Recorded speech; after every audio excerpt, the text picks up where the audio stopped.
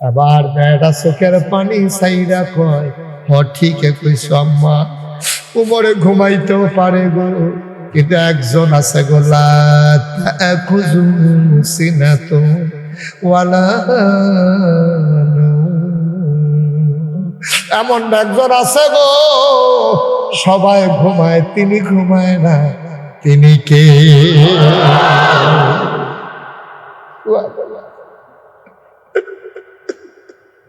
সুবহানাল্লাহ, সুবহানাল্লাহ, সুবহানাল্লাহ। মেয়েরা কাঁদতে আছে, আম্মা, ও আম্মা, উমরে হলো ঘুমাইবো, আমার আল্লাহ তো ঘুমাই না। আল্লাহরে দেখাইয়া দেখাইয়া আমি দুধের সাথে পানি মিশাইতে পারবো না। কিয়ামতের ময়দানে বিচার দেবো, মরে করতো না, আল্লাহ না করবো। আমি পারবো না গো আম্মা, আমি দুধের সাথে পানি মিশাইতে পারবো না। ওমর শুনে নাকি শোনে না? ওমর কাঁদতে কাঁদতে ঘরে গেছে, নিজের বেগম সামনে ডাক দিছে, আমরা তারে বিয়া করানোর লাগিয়া তুমি যে কবে ধরে ঘুরতে আসো, মাইয়া পাও না? একটা মাইয়া পাইছি, সুবহানাল্লাহ, একটা মাইয়া পাইছি, পছন্দ মতো একটা মাইয়া পাইছি। এই মাইয়ারা বিয়া করাইতাম পারলে আমরা ভালো হইব। তারা জানি দেয়নি, আশা করি দিব, চাইলে বোধ হয় না দিয়া পারতো না। মাইয়া কেডা? এবার বউয়ের লগে কয়, মাইয়ার বংশ পরিচয় নাই। আপনি আমিরুল মুমিনিন, আপনি জান্নাতের সুসংবাদ প্রাপ্ত দ্বিতীয় মানুষ। নবীজি কইছে, নবুয়তের দরজা খোলা থাকলে আপনি নবী হইলেন হইলে, আর আপনার মতো ফলা, আপনার ফলারে বিয়া করাইবেন। মাইয়ার বংশ পরিচয় নাই, তারা কি তা করে? কয় মাইয়ার বাপ নাই। কয় না থাকলে নাই। তারার কোন বংশ? ওই বংশ নাই। কয় মায় কি তা করে? কয় দুধ বেছে। ভালো লাগে তো না? কি বেছে? কি বেছে? কয় মাইয়ার মায় দুধ বেছে। কয় দুধ তো একটা বেডির কাছে, আপনার বেডির মাইয়া নিয়ে আমার ফলারে বিয়া করাইতাম। এবার ওমর চোখের পানি সাইরা দিয়া কয়, বিবি গো, মাইয়ার মারা যেমন তেমন, মাইয়ারা তো এক নম্বর। কয় কেমনে বুঝলেন? কয় দুনিয়ার ভিতরে আমি অনেক মাইয়া দেখছি, অনেক মানুষ দেখছি, কলজার ভিতরে এমন আল্লাহর ভয়ওয়ালা মানুষ আমি আর দেখি না। কি কথা? কথার ওজন করছো না? আমরাও তো মাইয়া বিয়া করাইতাম যাই, ফলা বিয়া করাইতাম যাই, আমরা কিতা বিচারি? টেহা কিরম? হ্যাঁ, মাইয়ার বাপের টেহা কিরম, ভাইয়ের কিতা করে, বাড়িঘর কেমন, বংশাবলী কেমন, পরিচয় লাডির ভুল কিরম? নাউজুবিল্লাহ না কেন? আর উমর অর্ধ পৃথিবীর প্রেসিডেন্ট, দুধ গোয়েন্দাবিলির মাইয়া পছন্দ করে আইয়া ফুতেরা ডাক দেয়া কয়, ফুতরে তোর লাগে বউ পাইছি। ফুতে কয়, আব্বা কেমন? কই তুই কি দেখতে চাস? কয় না, আমি আপনি দেখলে সারব। আপনি দেখছেন নি কেমন? কয় ফুতরে, এই মাইয়াটার যদি একটা আতো না থাকে, অন্ধ যদি হয়, এই মাইয়ারা যদি কানেও না, খেয়াল করেন, এই মাইয়ারা যদি কানেও না শুনে, চোখেও না দেখে, হাত পাও না থাকে, তারপর আমি মাইয়াটারে পছন্দ করছি। আব্বাইর একটা কথা কইলেন, হাত নাই, পাও নাই, চোখ নাই, তারপর আপনি কেমনে পছন্দ করেন? কয় ফুতরে, হাত পাও চোখ দিয়া কিতা করবি? মাইয়াটার কোল যারা ভরা আল্লাহর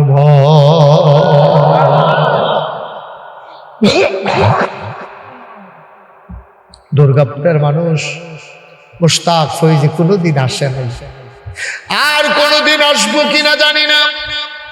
যদি কোনোদিন মুশতাক ফৈজি না আসে, কোনোদিন যদি তোমাদেরকে না ডাকে, আমার তরিকুল সহ যুবকদের মেহনতরা কামো লাগবো। আমার এই ওয়াজের কারণে তোমার অন্তরে যদি আল্লাহর ভয় পয়দা হয়, ভাই যা করো, যা করো, যা চিন্তা করো, যা বলো, একজন দুনিয়ার কাউরে ডরাইও না।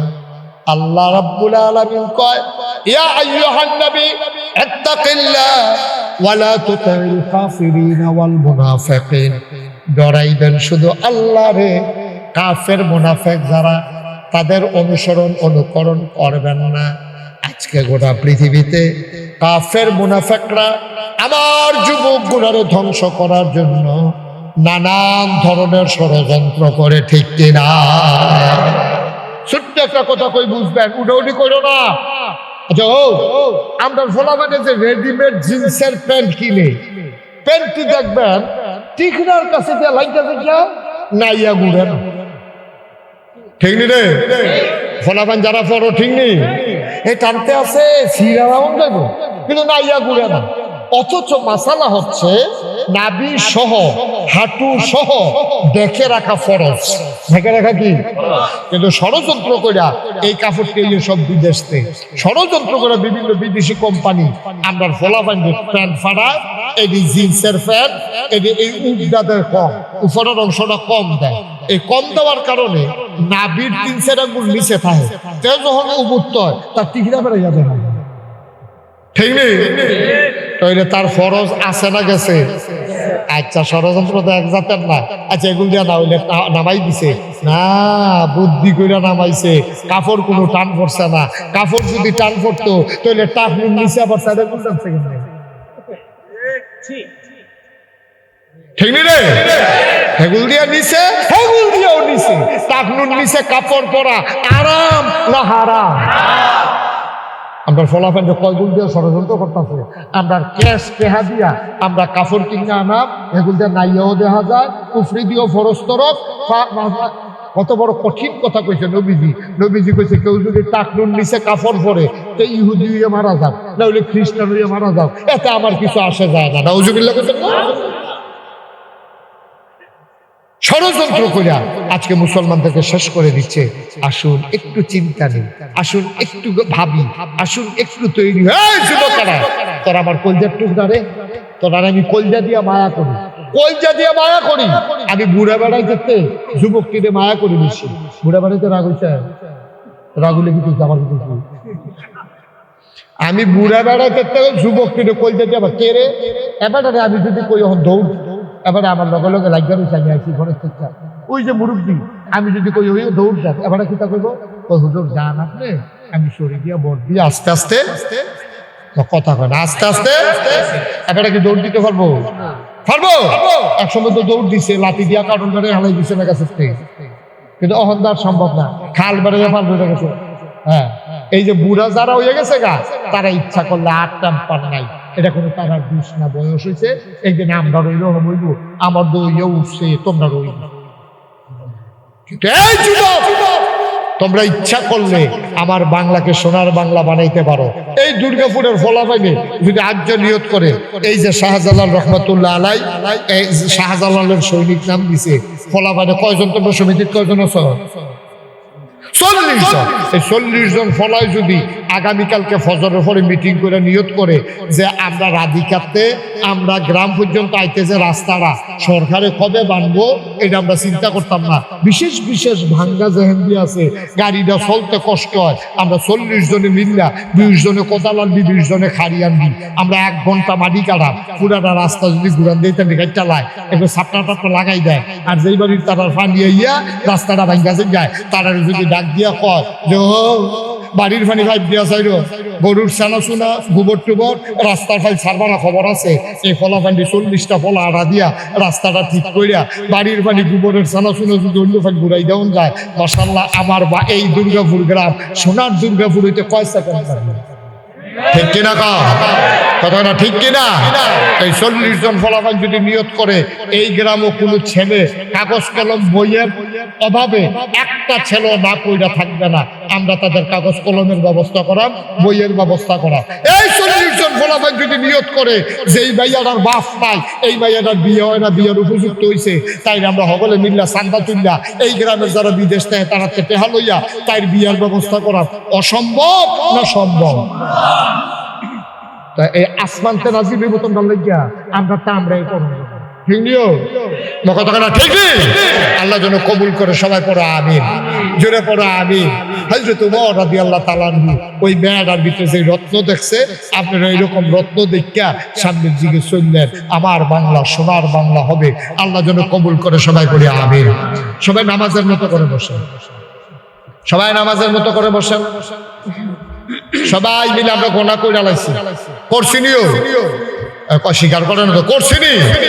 এখন এই গোনাটি লইয়া বাইর যাও না, মাফ করাইয়া যাও, একটা গোনা লইয়াও বাদ দিতে পারতাম না, সব গোনা হলো বড় করে থাকবো হুজুর বসে সব গোনা টোনা হালাই দিয়া মাসুম নিষ্পাপ হইয়া বেড়াইতের মতো একটা ঘুম দেন সিট তুইয়া ফজরের টাইম উঠতে আবার ফজরের নামাজ পড়ালা রাইতের ভিতরে যদি মইরা যাই জান্নাতি বান্দা হইয়া বড় আমি সব ঠিক কিনা কও? সবাই আমার সাথে তওবা করো, সবাই পড়ে আউযু বিল্লাহি মিনাশ শাইতানির রাজিম। আমার মায়েরা বোনেরা, দুর্গাপুরের বেরিয়ে যারা আপনারা ঘরের কোনাত আছেন বইয়ালান গম্মা, আমরা তওবা করে লাউন, দরকার আছে, দরকার আছে নিও সবাই বোন নিরাল বোন আলগা আলগা বইয়ান, বেরিয়েতে আবার একখানো বইয়া ওয়াজ শুনতে পারে না, কথা কয়, সবাই আলগা আলগা বইয়া আমার লোকে তওবা করেন, সবাই পড়েন আউযু বিল্লাহি মিনাশ শাইতানির রাজিম বিসমিল্লাহির রহমানির রহিম আস্তাগফিরুল্লাহ রাব্বি মিন কুল্লি যামবি ওয়া আতুবু ইলাইহি লা হাওলা ওয়ালা কুওয়াতা ইল্লা বিল্লাহিল আলিয়্যিল আযীম। হে আল্লাহ, হে আল্লাহ, ইচ্ছায় অনিচ্ছায় প্রকাশ্যে গোপন শয়তানের, সুতরাং ওনাদের বিরোধিতা করার কোনো সুযোগ নেই। কিন্তু আজকে বাংলাদেশের মানুষ এটারে ফাইয়া যা মন দায় ধরে, নামাজ নাই, রোজা নাই, ইবাদত নাই, বন্দিগি নাই, হালাল নাই, হারাম নাই, পীর দাবি করে বই আছে নাকি নাই? আমি পীর হতে চাইনি। আমার আব্বা ইন্তেকাল করছে 85 সালে, আর দাদা ইন্তেকাল করছে 98 সালে। আমার দাদার হাতে আমি মানুষ হয়েছি। আমার যখন 11 বছর বয়স তখন আমার আব্বা ইন্তেকাল করেছে। আমার দাদা আমার লেখাপড়া করাইছে। আমার আব্বা ইন্তেকাল করার পরে একদিন দাদায়, আমি ঢাকা ছিলাম, খবর দিয়ে আইনা কয় সবাই নিয়ে একটু পরামর্শ করা লাগবে। আমি বললাম কি পরামর্শ? কোন দিন আমি মইরা যাই? আমি তো মনে করছিলাম আমার ফুত, আমার নাম আব্বার নাম ফয়েজ আহমেদ, কাই তো মনে হচ্ছে আমার ফুতে ফয়েজ আহমেদ আমার পরে দায়িত্ব পালন করবো। তো মইরা গেল না, এখন দরবারের ব্যাপারে কি করা, এই ব্যাপারে একটা পরামর্শ করা দরকার। বইয়া সেটা দাদা সবাই একখানে করে কইল, আমি নিয়ত করছি আমার পরে আমার আদরের নাতি মুশতাক ফয়েজি সে দরবারের দায়িত্ব পালন করবে। আলহামদুলিল্লাহ বলবেন না?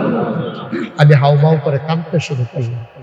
বললাম দাদা আপনার 3 জন ফুত আছে, একজন বড় নাতি আছে, আমার বড় ভাই আছে, সবাই বাদ দিয়ে এই ফোজা আমার উপরে গেল, আমি ছোট মানুষ, আমার উপরে এই ফোজা গেল। দাদা আমার জড়াইয়া দেরা কান্দা কইছে, তুমি ফারবা দেখা তোমার আলহামদুলিল্লাহ কইতেন না? আমি কইছি ঠিক আছে, আপনি যদি মনে করেন আমি ফারাম তাইলে ফারাম, আলহামদুলিল্লাহ, আমার কোনো আপত্তি নেই। তখন আমার উপরে এই দায়িত্ব দেওয়া হইল।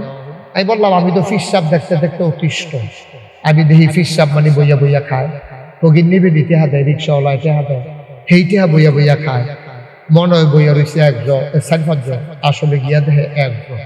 শুনলাম মাশাআল্লাহ, এইরকম কারবার। আমি এইটা ফিসাব আমি হইতাম চাইলাম।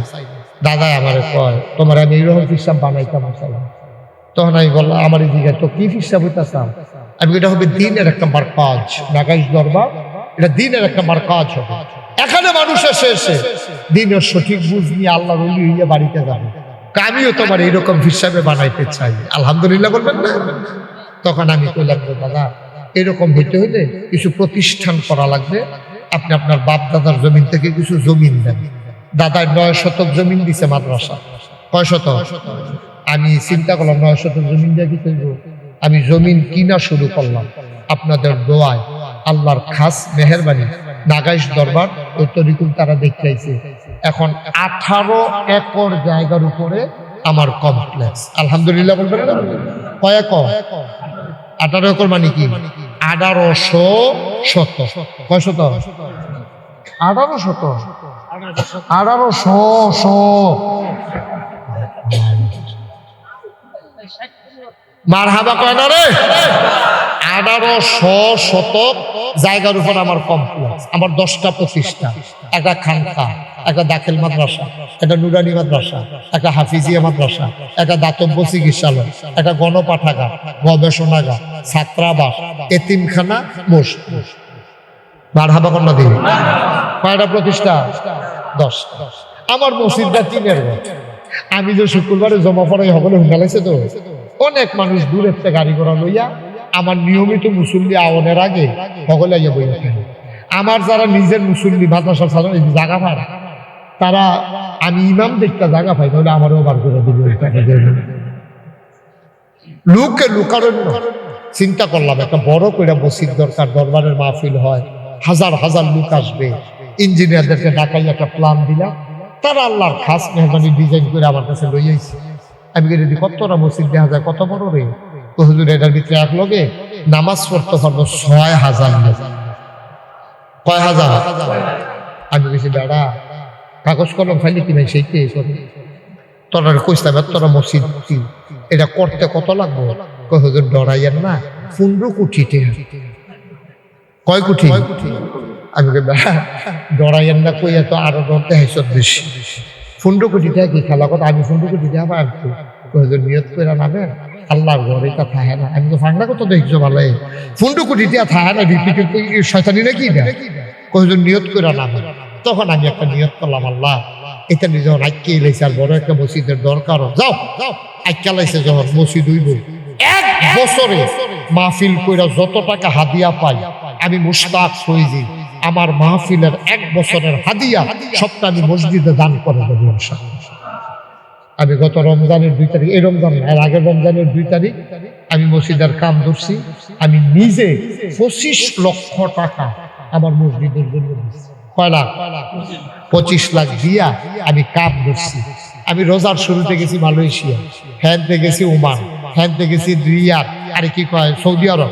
শেষ করে আমি ঈদের আগের দিন আইছি। আমি এই মসজিদে রাখতে যাওয়ার সময় দেখছি প্রায় ২.৫ কোটি টাকা মসজিদে এই পর্যন্ত খরচ হয়ে গেছে। আলহামদুলিল্লাহ কইতেন না? ১ টাকাও ঋণ নেই। আলহামদুলিল্লাহ কর, ১ টাকাও ঋণ নেই। তা আমি দিলাম ২৫ লাখ, কইরা লাইলাম ২.৫ কোটি। বাড়িতে আইলো কিতে? মোবাইলে, বিকাশে, নগদে, রকেটে, এই অ্যাকাউন্টে। এই যে বিদেশ গেছি মালয়েশিয়া, সৌদি আরব, এই সব ঘুরা গেলে টাকা জমাইয়া যে দেহে আমারে মসজিদের খবর কিতা, মসজিদ এই মোবাইলে, ইউটিউবে এই মসজিদের খবর সবার কানে কানে পৌঁছে গেছে। এই আগামী কয়েকদিনের ভিতরে এটার ছাদ হবে, ১ তলার ছাদ।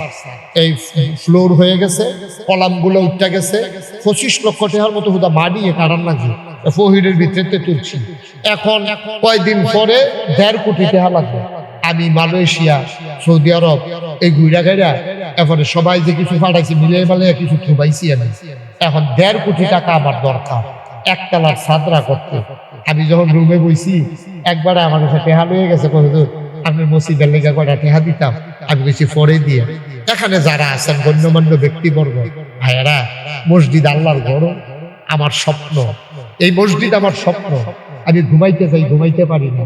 আমি মাহফিল শেষ করিয়া মসজিদের কাছে দিয়া নামি না কত নাইটিয়া নাচাই আমি ঘুমাইতাম পারি, ঘুরতাম পারি, ঘুমাইতাম পারি না, স্বপ্নে দেখি মসজিদ। এই মসজিদরা আমার জিফুতের চাইতে, সন্তানের চাইতে মায়া লাগিয়া গেছে বেশি মসজিদরা লাগিয়া। আমি এখন ঘুমাইতাম পারি না, আমি খাইতাম গেলে খাইতাম পারি না। আমার এই মসজিদ, আমার এই মসজিদ ২৪টা ঘন্টা আমার এই একটাই চিন্তা। আপনাদের কাছে আমি দোয়া চাই, আল্লাহ যেন এই মসজিদের কবুল করে সবাই করা হবে। আল্লাহ নবী কত বড় কথা কইছে, কইছে মান বানা লিল্লাহি মাসজিদান বানাল্লাহু লাহু বাইতান ফিল জান্নাহ। যে দুনিয়ায় মসজিদ বানাবে আল্লাহ জান্নাতে তার জন্য ঘর বানাবে। আপনি কোনো আস্থা মসজিদ বানান লাগবে না। আপনি ২০,০০০ টাকা দিচ্ছেন, আপনি ১ লাখ টাকা দিচ্ছেন, আপনি ৫০,০০০ টাকা দিচ্ছেন, আপনি ১০টা টাকা দিচ্ছেন, আপনি ২টা টাকা দিচ্ছেন, আপনি যেন একটা মসজিদ বানান। সুবহানাল্লাহ কইতেন না? এই প্যান্ডেলটার ভিতরে আমি প্রাণ ভরে এখন দোয়া করবো, একজন লোক উঠতেন না, ফাললে দিবেন, না ফাললে নাই।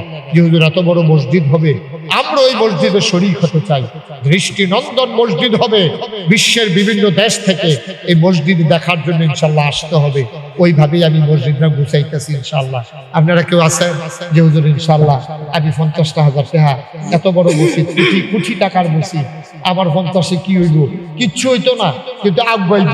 আপনি একটা লোক বাদ থাকেন না, আল্লাহ ডাকলা দিব, লইয়া কুলাইতেন পারতেন, কুলাইতেন পারতেন না। ১,০০০ টাকা করে ১০০ মানুষ দিলে ১ লাখ টাকা হইয়া যায়। মাশাআল্লাহ, মাশাআল্লাহ। এবার ওর বইনে দিছে 1000, এবারাই দিছে 500। মাশাআল্লাহ মাশাআল্লাহ। কিনা কামরুল ইসলাম নাম্বার, উনি দিছে 1000 টাকা।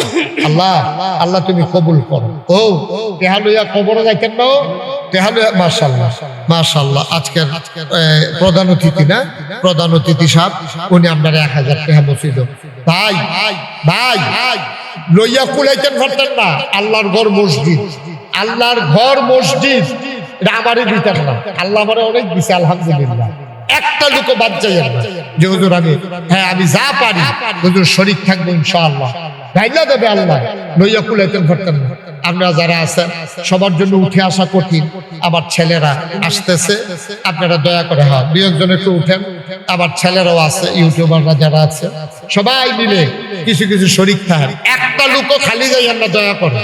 আপনার কাছে টাকা নাই, 2 টাকা দেন যার পকেটে। মাশাআল্লাহ। আমার আরেক ভাই, কিনা নাম বলতে চায় না, আমার এক ভাই 1000 টাকা দিচ্ছে। ও 2টা টাকা দিবে ফলাফল, বুটের 2 টাকা দে। হ্যাঁ, বুট খাওয়ার টাকা রাখতে। আবুল হাসান ভাই 1000 টাকা দিচ্ছে। 2 টাকা দাও, 2 টাকা। তারপরেও কইতে পারবো যে আমি দিচ্ছি, খালি যাইও না। আরেকজন ভাই 1000 টাকা দিচ্ছে। আল্লাহ তুমি কবুল করো।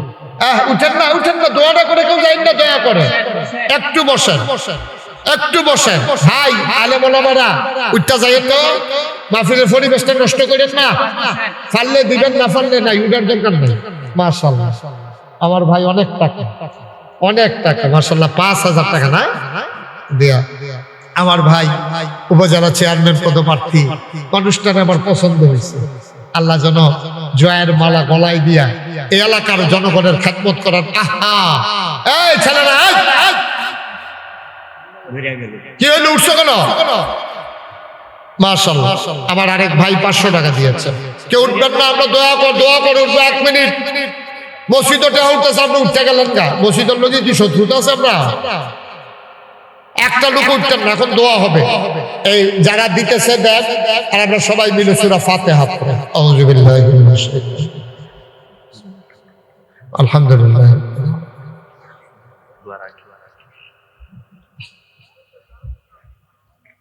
আমাদের এখন দোয়া হবে।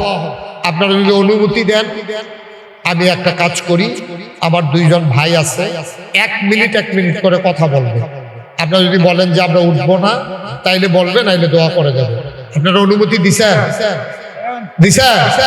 তারপরে কেডা উঠে সাইড এটারে বল, এই অনুমতি দিয়াতে উঠতে না। তুমি না অনুমতি দিলা, দিয়া আবার উঠতে ফিরতে না। একটা লোক উঠবে না, দোয়া করবো। আমরা সবাই মিলে এই গ্রামবাসীর জন্য, মুর্দা মুসলমানের জন্য দোয়া করবো। কে কে কথা বলবে দেন, ঘোষণা করেন। আলহামদুলিল্লাহ। আমাদের